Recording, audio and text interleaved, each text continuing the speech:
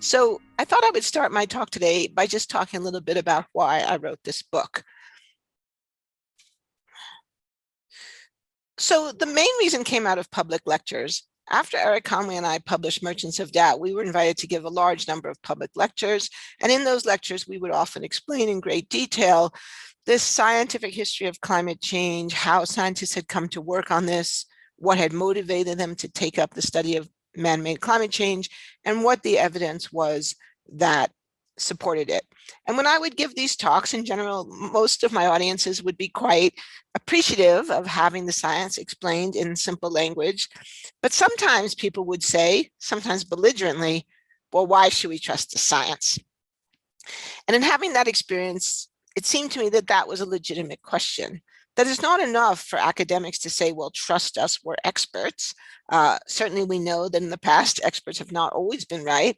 And even if they had been always right, our audience would still deserve an answer to the question, an explanation for why science deserves our trust, if indeed it doesn't. I mean, if indeed it does. The second reason, and this reason is sort of more targeted towards scientists, has to do with the intrinsic uncertainty of all science. So all of us who work in science, who educate about science, who communicate about science, know that one of the challenges is to balance the evidence of what we know with the reality of scientific uncertainty. Scientific uncertainty is always there. It's not a particular problem of climate change. Rather, it's always present because science is a process of learning and discovery. So if we learn new things, then inevitably we will sometimes come to realize that what we thought before needs to be adjusted, or even in some cases rejected entirely. And so that means that we can never say that what we think we know today is absolutely positively true and will last forever and ever and ever. We just can't say that. So we have to live with and be comfortable with a certain degree of intrinsic uncertainty. David Jurafsky, the great historian of science who studied the Lysenko affair, the period in Soviet Russia when the Soviet government repressed knowledge of evolutionary biology and instead promoted a theory that almost all scientists say was false about environmental impacts on inheritance, really addressed this question very deeply because in this case we had an example where one scientific community was claiming something very, very different than another scientific community. And so towards the end of his famous book, The Lysenko Affair, he poses the question, the world's scientific communities cannot claim absolute truth, but they can fairly claim that they are closer than anyone else to genuine knowledge concerning their particular fields of study. I agree with that 100%. I think it's a very nice summary of what it is that scientists can really say about what we think we know. But it leads to another question, or we can push this back and say, well, how do we actually know that's true? And can we reconcile the fact that science is inherently uncertain with the claim that scientists are, quote, closer than anyone else to the truth in their areas of study? Now, a third reason for wanting to write about science and trust in science had to do with the work I did with Eric Conway in our book, Merchants of Doubt. So Merchants of Doubt told the story of the deliberate generation of disinformation and public mistrust by the people we call merchants of doubt, people who raise doubts about important scientific issues like climate change and other environmental and public health matters. And one of the major findings of our research was that the tobacco and fossil fuel industries had deliberately, consciously, knowingly tried to create public distrust in science that showed the damaging effects of their products. So for all these reasons, and probably some others, it seemed important to take on the question, why trust science, and to take the challenge seriously, and to try, as best as possible, to answer it. And then, of course, COVID-19 hit. So I had actually finished this book before COVID-19 hit. It came out just shortly before the pandemic became widely known. And of course, COVID-19 raised a whole host of questions about trust in science. So when I think about the question of uncertainty, I like to start with the problem of Pascal's wager. Some of you may be familiar with Pascal, the great 17th century mathematician and philosopher, who at one point in his life concluded that the most important question that a philosopher could address was the question of the existence of God. Pascal posed what today we would think of as the problem of type 1 and type 2 errors. That is to say, what are the relative risks of believing in God if he does not exist versus not believing if he does? And he concludes, well, if you think about it that way, then the answer is obvious. It's obviously better to believe in God, because if we believe in God, but he or she or they turn out not to exist, nothing much is lost. But if we disbelieve and God does exist, then we burn in hell for eternity. To put this in secular terms, you may not need it, but it's safer to hold on to the handrail. But this way of thinking makes a lot of scientists uncomfortable, even though Pascal himself was one of the greatest mathematicians of all time, because it makes it seem like trust in science is a leap of faith. So is science a leap of faith? Well, I think sometimes it can seem so, particularly to lay people. We're being asked to accept scientific claims, but in most cases, we don't actually know how to judge whether those claims are true. We are being asked to accept them more or less on faith. And even many academics may not know how to judge claims in areas of outside our expertise. So a physicist may not be in a good position to judge claims about COVID-19, or geologists might not be in a good position to judge claims about quantum mechanics. Rather, I think, it's like Pascal. We assume that the risks of accepting most scientific claims are smaller than the risks of rejecting them. We trust that our colleagues are doing their jobs, and just as we would expect them to trust us in our area of expertise, in general, we trust them in their areas. So the question I take up in the book is, should we do this? Should we trust science? And if so, why? What is the argument for our confidence in scientific conclusions? The traditional answer to this question is the scientific method. The idea that scientific claims are true or trustworthy or reliable by virtue of the method that is used to obtain them. Typically, this is supposed to be what philosophers call the hypothetico-deductive method, and many of you probably encountered this in school, in high school or in your O or A levels. The idea is that scientists develop a hypothesis, they deduce its consequences, and then they go into the world or the laboratory to observe whether or not those consequences pertain. And if they do, then they're happy that the theory is true.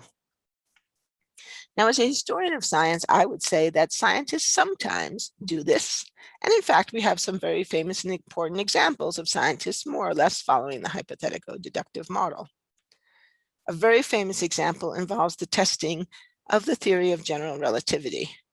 So when Einstein proposed the theory of general relativity, one of the implications of the theory was that what we thought of as gravity wasn't really gravity, it was actually the bending of space-time in the presence of massive objects. If this were true, then light passing by a massive object like the sun would follow a path that was bent, not straight. And this could actually be tested by observing the pathway of starlight during a solar eclipse, when you could look very closely at the sun, which you couldn't normally do, otherwise you'd burn your retinas, and see whether the pathway of the star appeared to be bent. This was done by Sir Arthur Eddington in 1918. The results showed that yes, indeed, the pathway of starlight was bent as it passed past the sun, and this was taken as a very dramatic and fantastic confirmation of this radical theory.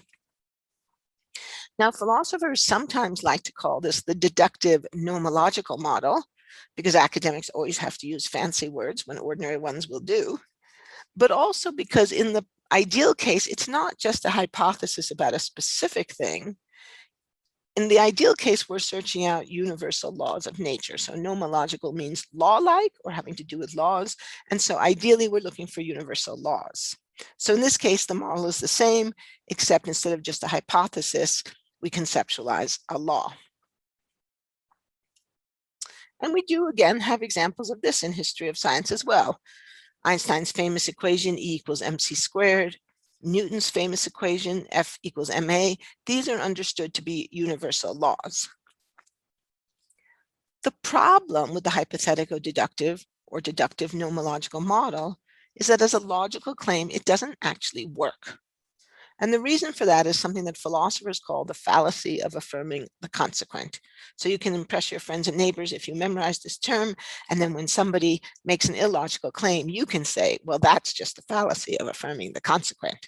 So what is the fallacy of affirming the consequent? Well, it turns out that just because a prediction turns out to be true, it doesn't actually predict the theory. It doesn't prove the theory that made that prediction is true. Sorry, let me say that again. Just because a prediction turns out to be true, it does not prove that the theory that made that prediction is true. And the simple reason is that false hypotheses can make true predictions. So we can have a theory that we would say in hindsight was wrong, and yet see that it actually did make true predictions. The most famous example of this in the history of science is the Ptolemaic system of the universe. Ptolemy and ancient astronomers believed that the Earth was the center of the universe, and they used that model to make predictions of events like solar eclipses and the motions of planets, and those predictions were highly accurate.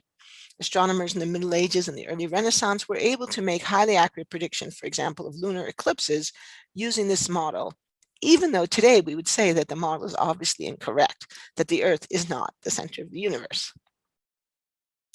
The second problem involves what's known as auxiliary hypotheses. By this, we mean that when we test a hypothesis, we're not actually just testing that hypothesis alone, but we're testing various other assumptions that are built into the test.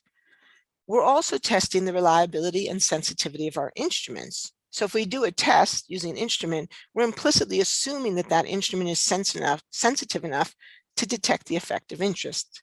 But that might not be the case. So a very famous example of this also comes out of the argument about Ptolemaic versus Copernican astronomy. So when Copernicus proposed that the Earth was not the center of the universe, that the Earth in fact revolved around the sun, and so did the other planets, people at the time said, well, if that's true, if the Earth is moving, we should be able to detect effects. Now there's a big argument in the 17th and early 18th centuries about this issue, but and about whether we could or could not detect the motions of the Earth. But one of the ideas that was put forward that people did agree on pretty broadly was the idea of stellar parallax. That if the Earth was moving relative to the heavenly background, then we should be able to detect that motion by the change in the backdrop against which we might see a bright star like the North Star Polaris. So if we looked at that star in December when the Earth was here, we would see it against this group of stars. But if we looked at that same star in June when the Earth was here, we would see it against a different backdrop of stars. And the angle between those two backdrops was known as the stellar parallax. So scientists looked for the stellar parallax and they found nothing. So according to the hypothetical deductive model, they should have rejected the Copernican theory. But today, of course, we would say that the Copernican theory was broadly correct. So what's going on? Well, in hindsight, we can realize that this test involved an auxiliary hypothesis. It was the assumption that the Earth's orbit was large relative to the distant stars, and therefore that the parallax would be relatively large too. Today, we would say that in fact, the stars are hundreds of light years away, that the Earth's orbit is tiny, tiny, tiny relative to that distance. In fact, even this picture is still greatly exaggerated compared to what we believe to be the case. And therefore, we exaggerated the size of the effect that we were looking for, and so we missed it. We could argue that there's another auxiliary hypothesis, or we could frame the question in a slightly different way. The assumption was made that telescopes were sensitive enough to detect the effect, when in fact it wasn't until the 19th century in the work of Sir William Herschel that that became the case. And finally the stellar parallax was detected, but of course this was many years after the Copernican theory had been accepted. So we might say that the hypothetical deductive model is an oversimplified picture of the scientific method. And in some ways that would be fair. We can add these complications about instrumentation, about auxiliary hypotheses to give a richer, deeper understanding of how tests in science work. But the problem goes deeper than that. because a good deal of science just simply doesn't follow the hypothetico-deductive model. A good deal of science isn't deductive at all. It's what scientists call inductive. By induction, what we mean is the process of generalizing from observations. So scientists don't necessarily start with a hypothesis.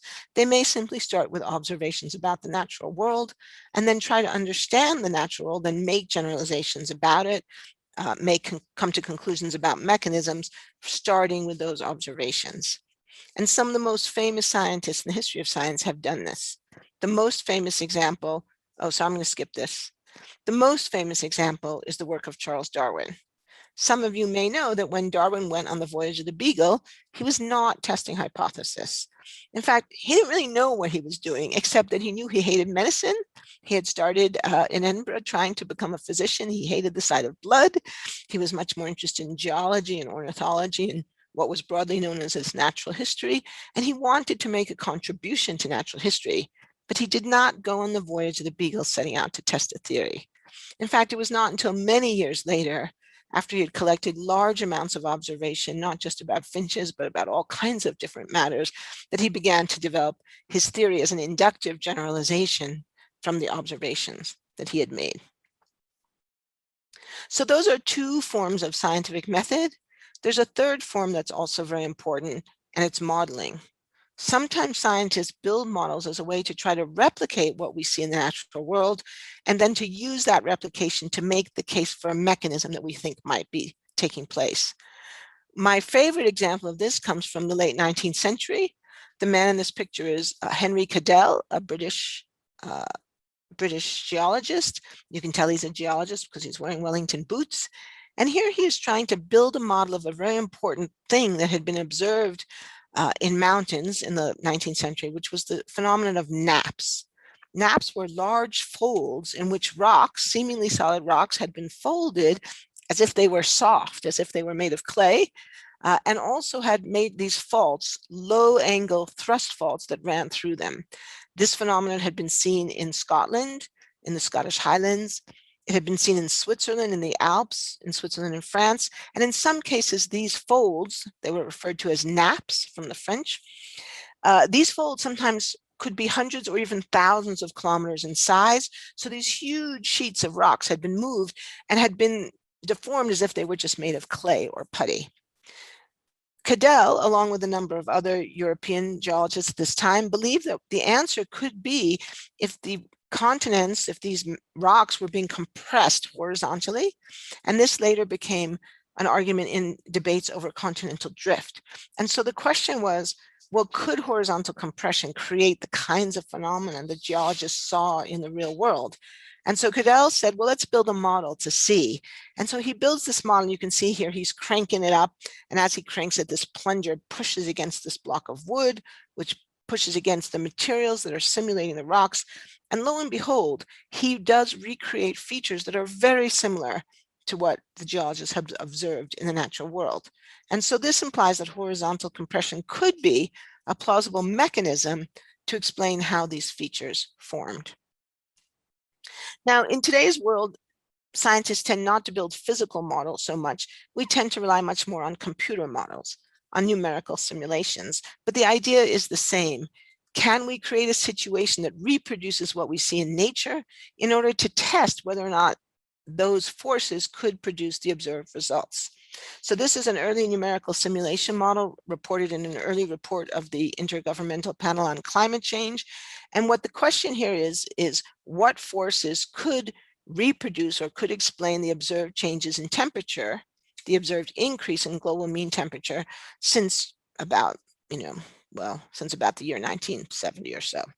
So the solid line here is the observation. This is what has really happened, temperature measurements from across the globe, showing this temperatures increasing, throughout the 20th century, but this very specific spike in the later part of the 20th century. And then here's a group of different possible causes, what scientists call forcing functions. These are all different things that we know can affect the climate, like changes in solar radiation, volcanic dust that can make things cooler, sulfate pollution, which can also make things cooler, and greenhouse gases, which can make things hotter. And the blue line represents how much we know that greenhouse gases have increased in the atmosphere from burning fossil fuels. These are direct measurements. And what scientists found is that the closest match to the observed data is when you put all of these different things together. In other words, the answer to the change of climate is all of the above. All of these things have an effect, but the only one that can explain this big, sharp increase, the only thing that drives the temperature really sharply upward, is the effect of greenhouse gases. And so this is one of the arguments, so how we know that it's greenhouse gases causing these changes and not, for example, solar radiation. So in sum, there are many different scientific methods, and at different times in different places, scientists have preferred different methods, and different methods may be appropriate in different fields and to answer different questions. So there isn't one scientific method, and there's no argument to say that one of these is superior and the others are inferior. No, the argument is simply that at different times, scientists use different methods to good effect. Now, because of this diversity of methodology, the philosopher Paul Feyerabend famously or infamously said that the method of science is anything goes. And this was frequently cited back in the 70s and 80s to say, well, by critics of science, to say that, scientists just do whatever the heck they want. But that's not quite what Feyerabend said. What he actually said is, if you press me to say what the method of science is, then I would have to say anything goes. In fact, I would say the only principle that does not inhibit progress is anything goes. So what Feyerabend was trying to convey was the idea that scientists are flexible, scientists are creative, and that science is actually a lot less rule-bound than some earlier philosophers of science had led us to believe. The key point, I think, for our purposes in terms of understanding science is that scientists choose methods that work for the problem at hand, or that they prefer for various reasons, some good, some bad. I mean, scientists have prejudices too. And different scientific problems may call for different scientific solutions. So that leaves us with a bit of a difficult question. If there is no scientific method, then why should we trust science? And do these diverse methods have anything in common? And I think the answer to this is yes. And here, when I speak of science, I'm really thinking of science in the broad sense, in the German sense of Wissenschaft, so including the social sciences or historically based or sort of evidentially based social sciences like history, for example, that these different methods are all ways of collecting, creating, and generating evidence. So I would argue that it's not method, but evidence that is the key element in the production of scientific knowledge. Then that leads to another question. Well, who judges the evidence? Who decides if the evidence is enough, if it's sufficient, if it's convincing? And the answer here then becomes scientists. And so this is potentially a little disturbing because it can seem like a circular argument that scientists judge the evidence and what they judge to be true becomes science. And so we might want to ask the question, well, how do scientists decide when they have enough evidence to say that something is known? And this is where the category of consensus then becomes important. I do not believe that consensus is a goal of science, but I believe it's an outcome or a product, by which I mean that scientific knowledge, what we call scientific facts, are the body of claims that have been agreed upon by experts. Claims that experts have concluded are supported by sufficient evidence to say that they are true. Claims about which experts have come to consensus. Now, this troubles some people because it may seem like an appeal to authority. And many of us were, of course, taught in school that the appeal to authority is one of the logical fallacies.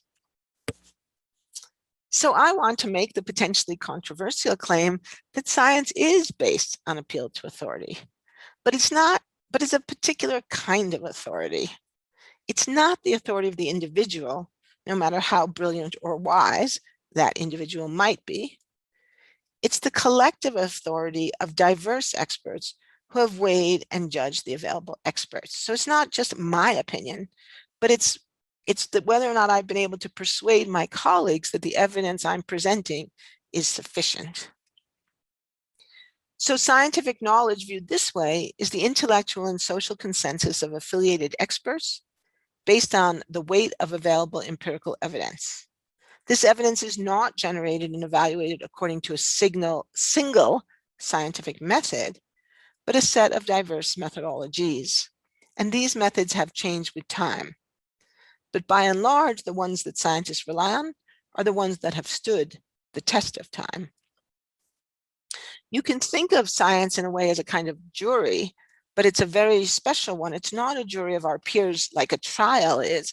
It's a jury of scientific peers, of other experts with similar comparable training who are qualified to judge the evidence. We can make other analogies. We can think of crowdsourcing, but with a very specific sort of crowd. And I think this is one of the reasons why the internet and social media have become such a problem for science, because now we have all these people weighing in, many of whom don't actually have expertise with respect to the issue being posed. Or there's one more analogy that I've thought about recently as someone who studies both the history of science and the history of technology. We sometimes think of science and technology as being very different, or of technology just being applied science, although very few historians of technology would think that. But the analogy goes like this. If we think about modern automobiles, they're terrifically reliable instruments. Most of us who own cars, if we get up in the morning and get in our car and turn on the ignition, the car starts, and it almost always does start.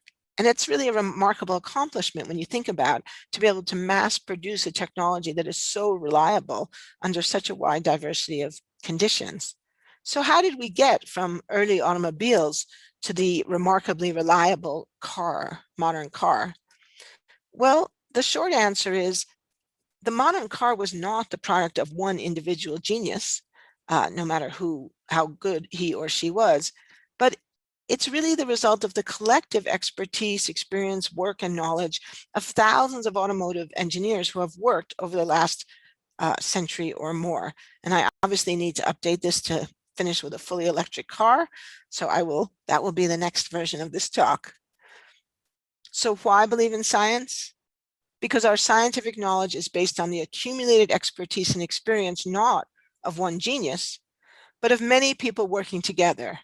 And it works like our cars because of this accumulated expertise and experience. Now, this admittedly is a claim about science as a process. We should believe in science as a process because by and large, it has worked well over time. Put another way, we shouldn't trust scientists as individuals, but we do have good reason to have confidence in the process of which they are a part. And just to make one more consideration, to return then to Pascal, with any question that we face today, whether it's about climate change or COVID-19, we can ask the question, well, given that this may be uncertain, given that this, for example, in COVID-19, that we're looking at a novel virus that we don't yet understand well, we can pose the question, what are the relative consequences of accepting a claim if it's false versus rejecting it if it is true? And if we look at climate science, the subject that I have studied most closely, with respect to climate change, it's very, very clear that we should accept the results of climate science, because if we don't, but the scientists turn out to be right, the consequences for all of us are truly dire. If, on the other hand, the scientists turn out to be wrong, or it was all a big hoax, well, then we will have created a better world for nothing. Thank you very much.